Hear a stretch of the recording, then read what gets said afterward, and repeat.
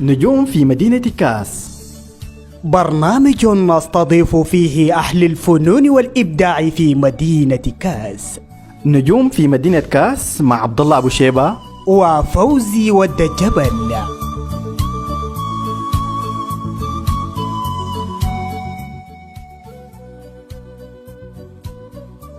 نجوم في مدينة كاس يأتيكم كل يوم سبت الساعة 7 مساء على مواقع التواصل الاجتماعي. نجوم في مدينة كاس. نجوم في مدينة كاس.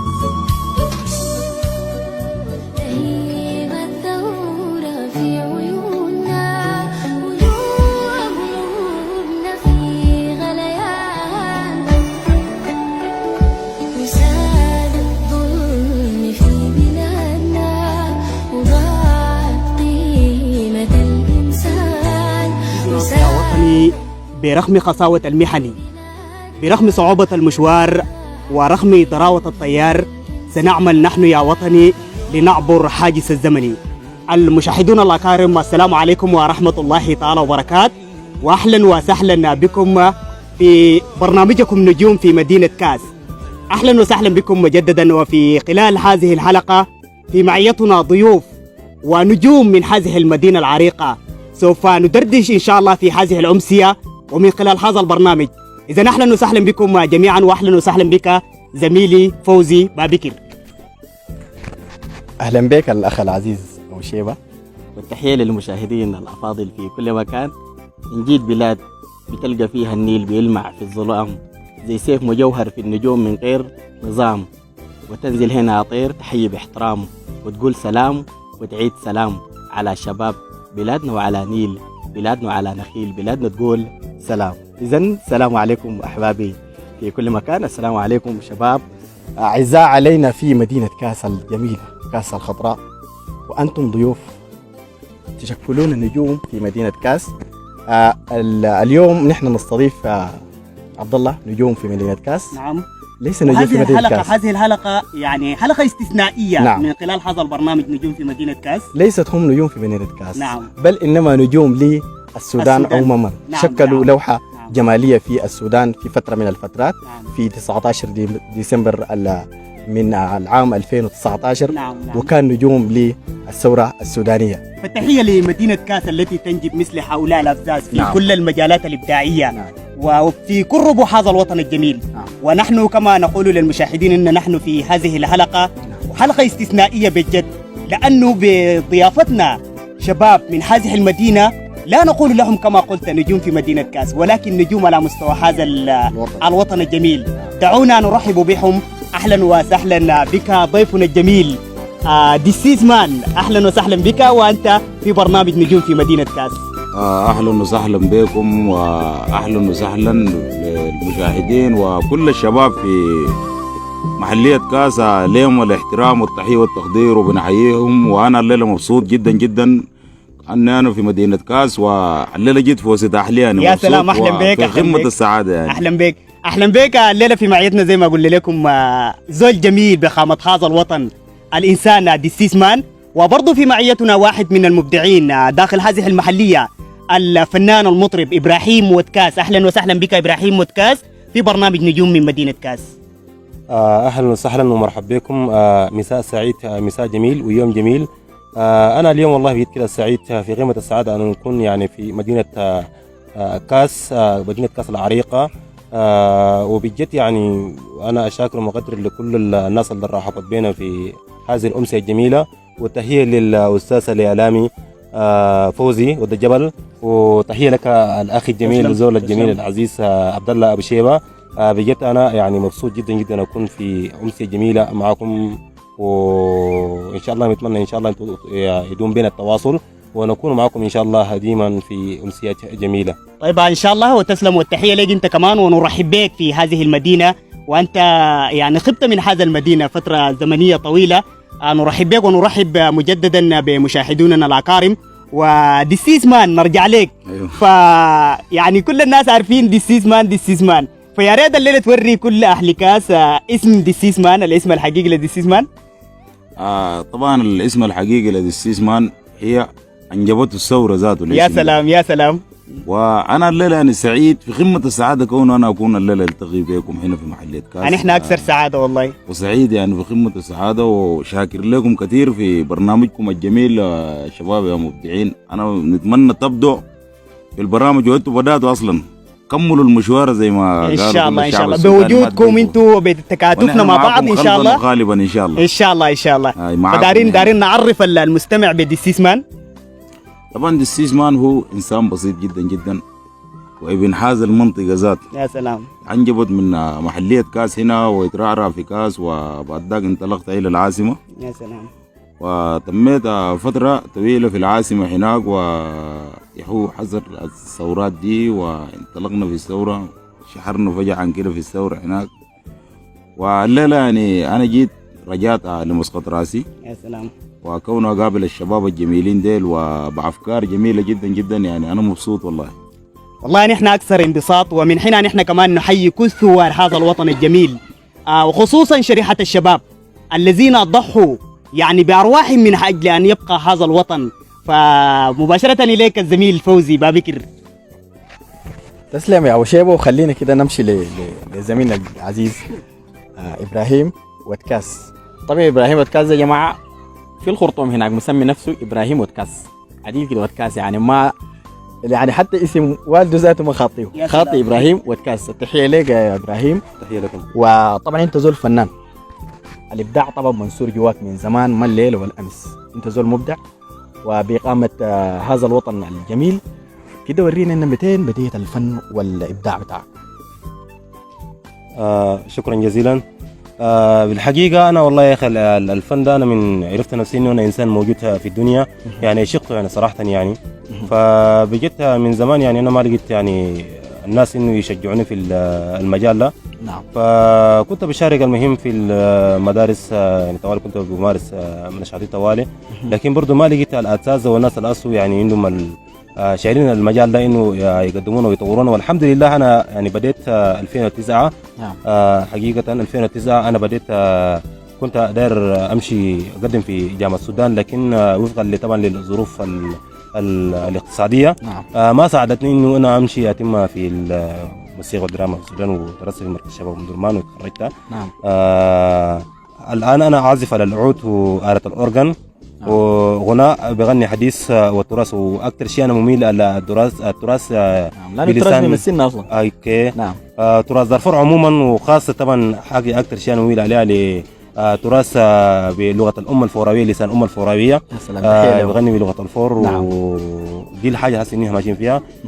فبجد يعني في اساتذه كثير يعني وقفوا من ورانا وما قصروا بجد كده. وانا سعيد برضو ان انا استاذ صالح جنبسكو، صالح عبد الجبار ملقب بجنبسكو برضو، يعني زول يعني بجد كده يعني زول في إقامة الوطن، وما قصر برضو في وقفته انه يعني انه نطور التراث بطريقه المطلوبه. نعم. فهسه الان هنا ان شاء الله شغالين في المجال الفني. نعم. بالاستمرار.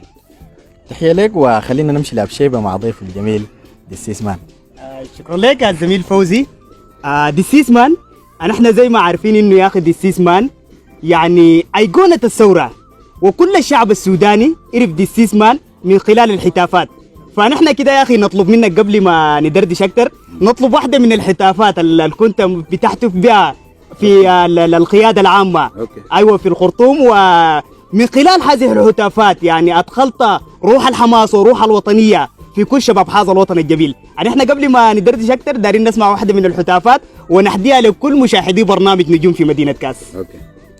شكرا جزيلا لك، ونبدا لك باول حطافه. بس انت حاول بيت ثوره، فرشه ومعجون نديك، ثوره، شاي الصباح نسقيك، ثوره، وزلابيه نجاسفه لك، ثوره، تلفونك نشحنه لك، ثوره، واي فاي نوصله لك، ثوره، ورصيد نحوله لك، ثوره، كنداك نعرسه لك، ثوره، لو عبد نحنكه لك، ثوره، وبيضات نطلقه لك، ثوره، والصفه ندردمه لك، ثوره، وسيجاره نولعها لك. يا سلام يا سلام على هذا الحتاف. فمن خلال هذه الحتافات الجميلة التي يعني يحتف بها ديسيس مان، فكان لها الأثر في إنجاح ثورة ديسمبر العظيمة. فديسيس مان يقولون إن الشهرة متاعب، فدارين نعرف يا أخي هل حياتك اتغيرت ما بعد يعني أنت بقيت أيقونة الثورة السودانية وكل الشعب السوداني عرفك، وأي بيت سوداني عرف ديسيس مان. فحياتك اختلفت طبعا بعد الشهرة، فدارين نعرف حياتك ما قبل الثورة وما بعد الثورة، هل في اختلاف؟ والله بالحقيقة يعني حياتي قبل الثورة وبعد الثورة ما في اختلاف. الإنسان مهما كان إنسان ما حيتغير. يا سلام يا سلام. انت الليلة يعني ده جمهورك في مثلا بعض المشاهير حبيفتري وعنده بعض الافتراء كده، لكن احنا يعني زول انت تفتري لجمهورك الاصلا هو الله. يا سلام. لو ما كان الجمهور ده اصلا انت ما بقيت يعني طب عشان الناس يعرفوك. صح. انت لازم تحترم جمهورك، والشعر هو مطايب، لكن لازم نعم. تحترم جمهورك عشان جمهورك يحترمك، ولازم تكون معاهم دسيس يا سلام. عشان هم ذاته يكونوا معاك دسيس. يا سلام على هذا الكلام أيوة. الجميل يا دسيس مان. ايوه. فنحن والله الليلة سعيدين جدا انك تكون في برنامج نجوم في مدينة كاس، ومن خلال هذه الحلقة المتفردة ونحن في عام جديد نقول لكل الشعب السوداني نتمنى أن يكون السودان كما كان في السابق سلة خزاع العالم. تحية لك فوزي وضيفك الجميل، ومباشرة أعود إليك زميلي فوزي. والله انا لو كان خليتني سالت الدسيس مان انه والله يا اخي الحاجات اللي كنت بتجاسفها دي لقيته منها شيء طيب. نحن ذاته جاسفون. طيب خلينا نمشي لزميل العزيز ابراهيم. دائما كان المنتديات واحده من اللي بتخليك انك انت بتكون فنان مؤثر في الشباب، والروابط والمنتديات في على مستوى ولايه الخرطوم كانت لها دور كبير في بناء شخصيه ابراهيم. كده حدثنا عنها. والله بالحقيقة يعني أنت تحدثت وسألتني عن المنتديات والبرامج الثقافية والروابط. يعني أنا من قمت من أول يوم أنا عرفت إنه أنا عزفت على العود، يعني أنا أول حاجة حاولت إنه نفسي أكون مع الطلبة ديما، يعني بالشغل جلسات صغرى، وخاصة يعني كل الناس اللي بيشاهدونا، والمهم يكونوا يحضروا زمن حديقة الملازمين. نعم. يعني حقيقة أنا كان عملت لي كافتيريا عديل في حديقة الملازمين، وكنت سنتر هناك. عودي بكون معلق فوق. العود معلق بتذكر. بكون معلق هناك. أيوة. واي زول جاء ان شاء الله شخص واحد قال لي خير اسمع حاجه وبتفضل ما بكراسي وبنقعد شنو بنسميه. يا سلام. ومن هنا انا حاولت انه شنو برضه اوسع يعني في منتديات جيل الواعد في مركز شباب ام درمان. نعم. وبرضه يعني في انتقلت مع الفرقه القوميه السودانيه للتراث الفنون في نادي الموردة. نعم. وبجيت كده الفرقه القوميه السودانيه بجيت كده مساحه كبيره انه يعني انا يعني اشتهر واقدم اعمالي في بعض القنوات والاذاعات. نعم. فالحمد لله. وبرضه انتقلنا من مركز في قصر الشباب والاطفال، والان انا مع الفرقه القوميه السودانيه ماسك دور التراث. نعم. في نادي الموردة. نعم. وايضا الروابط بتاع دارفور برضه ما قصروا، يعني بجد كده كانوا بيفتشوني في اي مكان موجود، بقول لي يا اخي ابراهيم تعال عندنا تخريج، عندنا يوم ثقافي حي زي ده. وشاركنا كثير برضه من الروابط بتاع الطلاب. نعم. وبجد كده دي الحاجه اللي خلانا انه شنو يعني نقدم اعمالنا. نعم. ونشتهر وناخذ لنا حبه شهره يعني. تحيه لك. انا برضه عندي زول مهم جدا كنت داير اسال عنه. أيوه. وين قرنفله؟ يا سلام الزول الجميل يا اخي زول تحيه له يا اخي. ان شاء الله يساعدنا. تحيه لقرنفله اخي. أيوة. عزيزي وزول يعني رفيق الدرب. نعم. استاذ عبد الحفيظ. نعم. علي يوسف. هو ملقب بقرنفل. وبجيت انا الليله ما سالته انه اللغه القرنفل جات من وين، لكن المهم بقيت ممشي على الحال. ايوه. فهو والله من الجنب. ايوه. فبقيت انا برضه يعني هو زول من الطلبه اللي انا درسهم في مجال العود. نعم. ولقيت يعني زول ما شاء الله، وزول عنده الرغبه انه يتالف، فالحمد لله هو اسي الان يعني هو بقى عازف للعود وفي شهر العام. وانا قبل شوي كنت ما في اتصال وقال لي انه جاي لكاس، لكن ما قدر انه يحصلنا هنا. نعم. وانا ببلغ له تحياتي انه يا اخي بجد هنا جينا كاس ولقينا الاهل ولقينا الاسر، وما شاء الله ناس كاس رحبت بينا. نعم. وان شاء الله انا بتمنى ان شاء الله ما يكون اخر لقاء معكم، تكونوا ديما على بعض ان شاء الله باذن الله. تحيه لك يا ابراهيم. وخلينا نمشي لابشيبه مع الاخ العزيز الجميل السيس مان. شكرا لك يا زميل فوزي. نعم. فعلى ذكر هذا الشخص الجميل عبد الحفيظ، فوالله مدينة كاس بها العديد من المبدعين، ولكن لا أعرف السبب من وراء إنه يا أخي كل المبدعين داخل المدينة أعمالهم بتندثر، ولكن لما يمشوا باقي الولايات طبعا وخصوصا الخرطوم. ده الكلام أنا كنت دائما بقول. طيب نرجع لك ديسيسمان. طبعا أنا كل السودان عارفوا بديسيسمان، لكن انا بوريكم اسم ديسيسمان محمد يحيى. فشكرا. مرحبا بك محمد يحيى. وانت الليله في مدينه كاس، يعني احنا سعيدين انك تكون في مدينه كاس. يا ريت لو وريتنا سبب الزياره لمدينه كاس، ولا جيت خلاص تسكن معنا تستقر معنا في مدينه كاس؟ بالحقيقه يعني اصلا احنا كان جيتنا لنيرتته، يا سلام. وعندنا قافله مفروض كان توصل منذ احتساب نيرتته، لكن كان في بعض المضايقات انا تعرضت عليه، والحظر التجول والكورونا، القافله ما وصلت. يا سلام.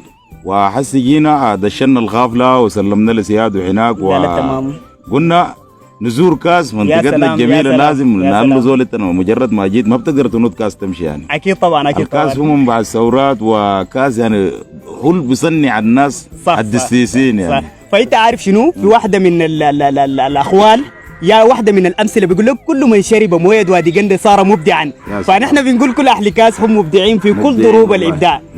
ديسيس مان، لو سالناك الحتافات اللي كنت بتقولها في ساعه الاعتصام في القياده العامه، فالحتافات دي بتجيك كده مباشر كده، ولا قاعد بتجهز لها بتكتب لها بعد فتره كده وتجي تحته؟ انت تعرف بجينه مباشر لشنو؟ نعم. شارب من مويه وادي يا سلام يا سلام. لك التحيه. نعم. اي زول شارب من مويه وادي قنده بكون ذكي. نعم نعم. وفي قمه الذكاوه، يعني انت فجأة كده حسب الاحساس ولا حسب البيئه انت تربيت فيه، يعني لما تلقى احساس جميل كده بتقدر تعبر عن مشاعرك. نعم نعم. وكاس طبعا من المدن الجميله جدا، ومن المدن الطبيعتها خلابه، لانه المناخ بتاعت مدينه كاس بتمتد من منطقه جبل مره. صح. فعشان كده المناخ والخضره والجمال بيخلي انه الانسان في مدينه كاس بيكون مبدع. ونحن والله يعني بنقول انه يا اخي في هذه المدينه العديد من المبدعين، وعلى راسهم نحن الليله بننصب ديسيس مان على راس المبدعين في مدينه كاس، لانه هو خرج من محليه كاس وبقى في السودان اجمع، وايضا في بقيه الدول ايضا يعرفوا ديسيس مان. فنحن والله اكثر سعاده واكثر انبساط بوجودك معنا الليله داخل مدينه كاس، ومن خلال هذه الحلقه نجوم في مدينه كاس. مباشره فوزي، وضيفك الجميل الفنان المطرب برضو واحد من المبدعين، ولكن لم يصهر هذا الإبداع في مدينة كاس، ولكن بعد أن ذهب إلى الخرطوم بعد ذاك بقى فنان. فأيوة السر وراء هذا طيب نرجع لديسيس. لعله الزول ده زمن فهذا الخرطوم أول أغنية هو من بدأ بغني خناه لمدينة كاس. يا سلام يا سلام. ممكن يسمعنا له يا سلام. فنحن مباشرة نحن وأنتم المشاهدون الأكارم نجوم في برنامج نجوم في مدينة كاس، خلونا نسمع واحدة من الفواصل عن هذه المدينة العريقة، مدينة كاس بلد الناس العزاز، مع هذا المطرب الجميل إبراهيم كاس. فإبراهيم كاس، أنا طوالي نقول لك يا أخي سمعنا الأغنية التي كتبتها في هذه المدينة. شكرا جزيلا، وبشكر اخي دسيسمان لانه يعني قدر انه يجاوب السؤال بطريقه مباشره. لا هي لا الطريقه الامثل. فبجد يعني انا الاغنيه دي يعني كان كتبتها من بدايات، من انا عرفت نفسي انه خلاص انا يعني انطلقت انه من دي الامكانيات الصوتيه انه يعني اغني وكده. انا فكرت انه اول حاجه يعني بيتكلم انا يعني كنت حاسس نفسي انه كاني في غربه كده، لانه ما لقيت لي زول من ابناء المنطقه يكون معي من حوالي كده. انت كتبت الاغنيه؟ كتبت انا الحمد لله. فنقدر نقول انه يا اخي ابراهيم شخصيه تجمع ما بين الشاعر والفنان. والله في بعض والمغني والموسيقار كمان سبحان الله. يعني ابراهيم بيجمع كل هذه. نعم. ابراهيم خلينا نسمع هذه الاغنيه. تسمع الاغنيه، وانا برضو بشكركم انتم لانه جيت كده يعني قدرتوا انه توصلوا الرساله برضو للمجتمع هنا في مدينه كاس، انه انا لقيت كثير من الشباب بيرددوا الاغنيه دي طوال. وبرضو في بشكر ناس الاداره معهد المعرفه. يا سلام التحيه والله بجد كده يعني ناس يعني ما شاء الله ناس شجاع وناس يعني عندهم غيره للوطن. فانا بشكرهم وبتمنى لهم ان شاء الله التقدم والازدهار، ويواصلوا في المشوار الثقافي انه ما ينقطعوا. فالاغنيه بقول كاس يا كاس ناسك اروى الناس، فيك ارغى الناس شارد اقولنا خلاص. فيبدو لي ان انتم تكونوا حافظين وممكن يكونوا شيالين. يا سلام شيالين جاهزين. جاهز ديسيس. طيب نحن جاهزين. نسمع. كاس يا كاس فيك أروع ناس، كاس يا كاس ناسك أروع ناس، فيك روعة جميلة شالت عقولنا خلاص، وكاس جميلة شالت عقولنا خلاص. وكاس يا كاس فيك أروع ناس، وكاس يا كاس ناس أروع ناس، وروعة جميلة شالت عقولنا خلاص، وكاس جميلة شالت عقولنا خلاص. يا منبع الأبطال والله فيك رجال، يا منبع الأبطال والله فيك رجال، يا منبع الأبطال والله فيك رجال، يا منبع الأبطال والله فيك رجال. يجلبوا لك الفال يفرحوا الأطفال، يجيبوا لك الفال يفرحوا الأطفال، يجلبوا لك الفال يشرفوا الأجيال، يجيبوا لك الفال يشرفوا الأجيال. كاس يا كاس فيك أروع ناس، كاس يا كاس فيك أروع ناس، فيك روعة جميلة شالت عقولنا خلاص، روعة جميلة شالت عقولنا خلاص. ديلك ضيوفنا جوا الكسوك لعبوا، ديلك ضيوفنا جوا الكسوك لعبوا، ديلك ضيوفنا جوا الكسوك لعبوا، ديلك ضيوفنا جوا الكسوك لعبوا. الوادي زاروا في وادي جند قيلوا، الوادي زاروا في وادي جند قيلوا، الوادي زاروا في وادي قرع قيلوا، الوادي زاروا في وادي قرع قيلوا. كاس يا كاس فيك أروع ناس، كاس يا كاس فيك أروع ناس، فيك روعة جميلة شالت عقولنا خلاص، وروعة جميلة شالت عقولنا خلاص. حي السلام أمان والكفاح طيب وحنان، السلام أمان والكفاح طيب وحنان، حي السلام أمان والكفاح طيب وحنان، السلام أمان والكفاح طيب وحنان. هرديب ثمر قبان والزحور غصن قلان، هرديب ثمر قبان والزحور غصن قلان، هرديب ثمر قبان والزحور غصن قلان، هرديب ثمر قبان والزحور غصن قلان. كاس يا كاس فيك أروع ناس، كاس يا كاس فيك أروع ناس، كاس يا كاس فيك أروع ناس، وكاس يا كاس فيك أروع ناس، وروعة جميلة شالت عقولنا خلاص. يا سلام عليك إبراهيم على هذه الأغنية الجميلة. كاس يا كاس فيك أروع ناس. التحية لكل مشاهدي نجوم في مدينة كاس. على ذكر اسماء الاحياء في مدينه كاس، دارين نعرف دسيس مان ساكن في تحي في مدينه كاس. الكفاح ما فيه حنان زي. يا سلام يا سلام. التحيه لك والله، والتحيه لكل الاهل والاحباب في هذه المدينه العريقه مدينه كاس.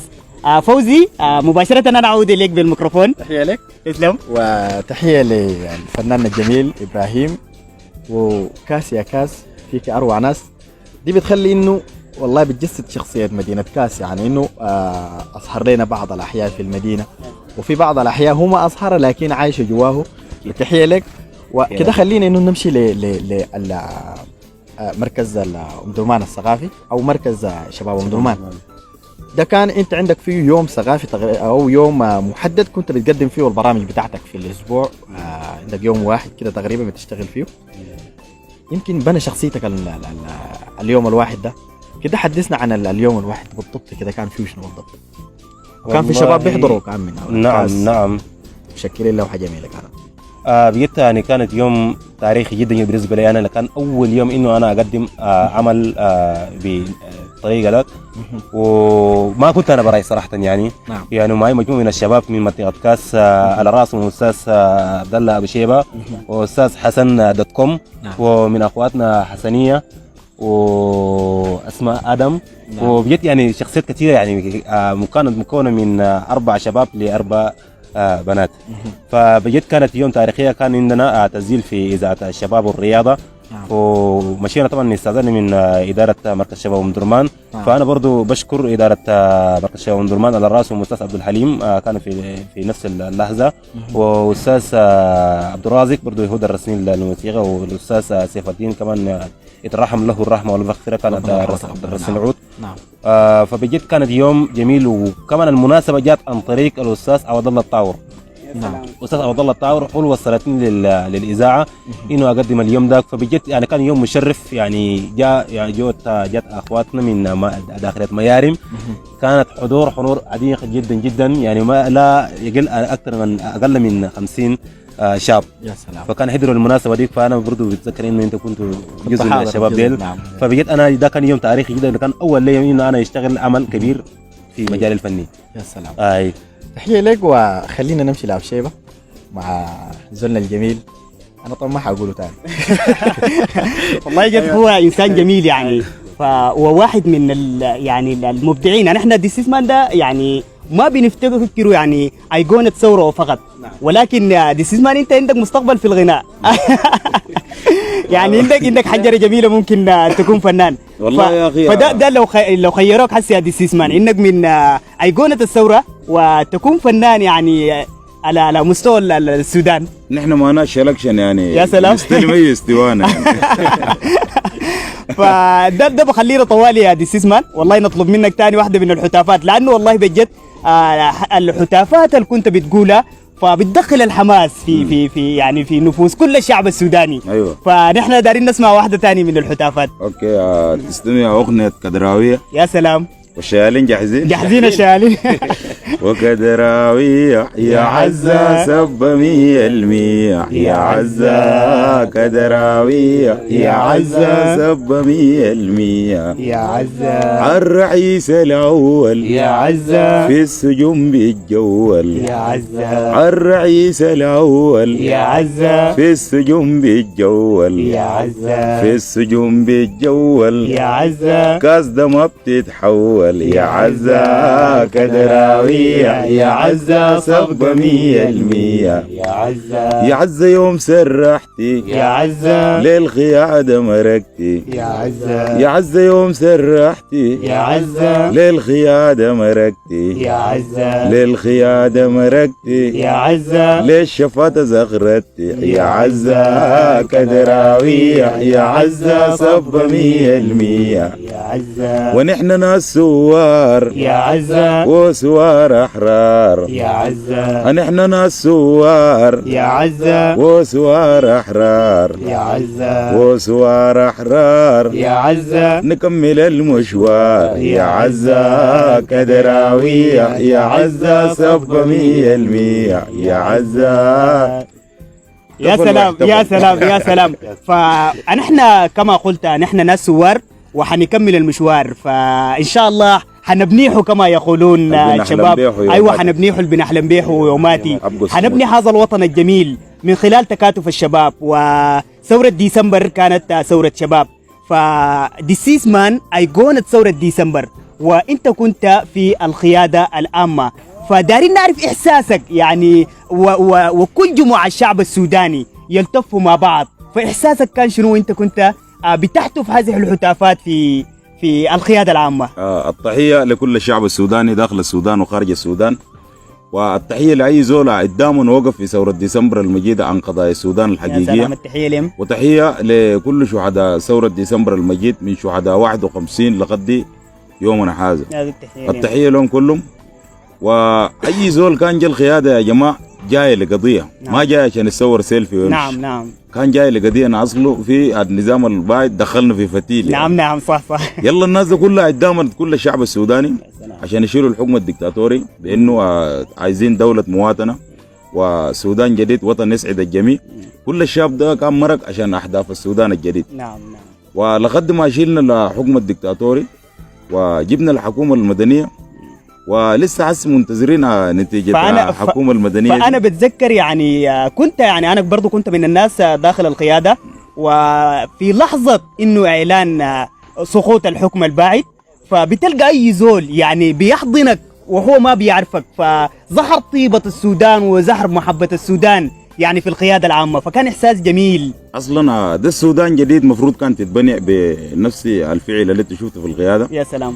نعلو كل الناس جو بصوا على دولة المواطنة. مفروض كان كل الشعب السوداني تتمسك بنفس التماسك لقد ما نحن كان نقدر نطلع السودان ده لبرة عمان. يا سلام. حنبنيه زي ما قلنا حنبنيه. كان ما دارين الشيء ده كان تطبق شعارات. كان دارين الشباب تنزل العرض الواقي. بنبدا نبنيه نقول له بلد ده بلدنا نحن. لو ما بنيناه نحن ما في زول بيجي من برا سواء كان رفعوا العقوبات ما رفعوا. لازم نحن نتقبل مع بعض. عشان كوننا نحن نقدر نبني السودان ده تقبل الاخر بالاخر.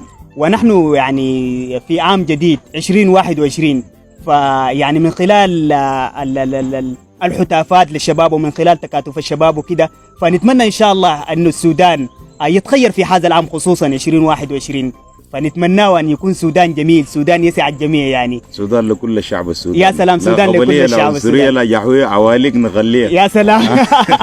تحية لك دي سيزمان وتحية لكم مجددا المشاهدين الأكارم ونحن على خواتيم هذه الحلقة النجوم في مدينة كاس ولكن خلونا كده نمشي لفوزي وضيفه بعد ذاك نجي ان شاء الله. طيب يا بشيبه لو انت خليتني مكان اسال دي سيزمان سر الطاقيه اللي لابس شنو؟ الطاقيه دي اصلا هو السيزمان يحط الطاقيه دي السيزمان يحط الطاقيه دي. نعم ايوه لانه كل الشعب السوداني عرف دي سيزمان أيوة. بالطاقيه والقميص اللي كان المقطوع بالكم كده. هذا اللي خد العيال يجوا يعرفوا ده قميص جدهم كان. يا سلام. فمن خلال قولك لعيالك لانه اسم دي سيزمان خلاص اتكتب على صفحات التاريخ في هذا الوطن. أيوة. واحده من الاسماء المؤثره جدا وخصوصا في ثوره ديسمبر المجيده فنتمنى انه عيالك يجوا يلقوا انه القميص ده ايوه موجود ولازم يكونوا صور ما يطلعوا لنا كذا. يا سلام. هو الكزام ما بكون خلاص انتهى الكوزه من تحت. فنحن مباشره نعود اليك الزميل فوزي. تسلم. طيب ابراهيم نحن طبعا ماشيين على النهايه وعايز انك رساله لشباب كاس الموجودين في كاس والموجودين على مستوى السودان ده تقدم لهم رساله كبسوله حاجه كده يعني يستفيدوا منها. رسالتي أنا أول حاجة ببدأ من مدينة كاس. نعم. بجد يعني نحن من اتنشأنا ومرقنا خارج المدينة ده بجد يعني كان ما عندنا قبول الآخر يعني قد كان في يعني انشغالات كثيرة جدا لكن الآن أنا حسي يعني لاحظت كثير إنه شايف في انسجام ما شاء الله من الشباب. نعم.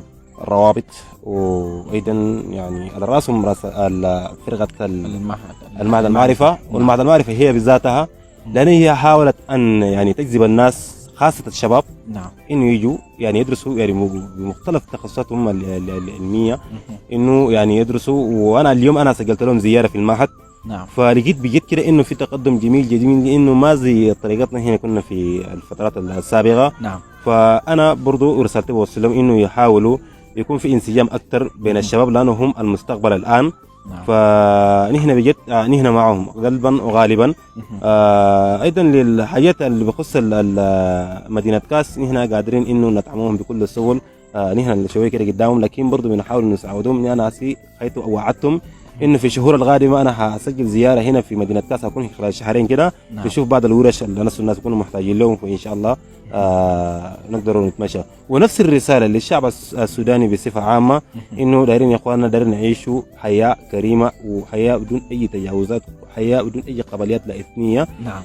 رغم اختلاف الألسنة يجمعنا في البلد الغرام جلبابة وعمة مزينة فوق راسنا حيبة واحترام يا أغلى من كل الدنا منانا ننعم بسلام. سلامنا يبدأ من هنا يا محيرة يبدأ من هنا يا شعبي يبدأ من هنا نقعد تحت كل الصعاب بنهونا.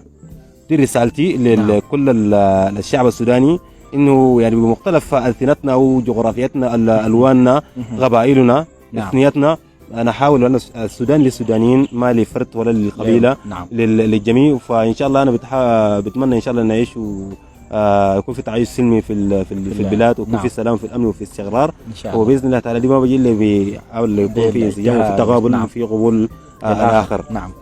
تحية لك يا إبراهيم وسلام أنت السوداني وما أحلاك من وطن سلام عاد بالبشرى وجمل السائل المدري رأيت اليوم أجراسا وآيات وترتيلا ورأيت القبة الخضراء ومدرمان والنيلة. تحية لك.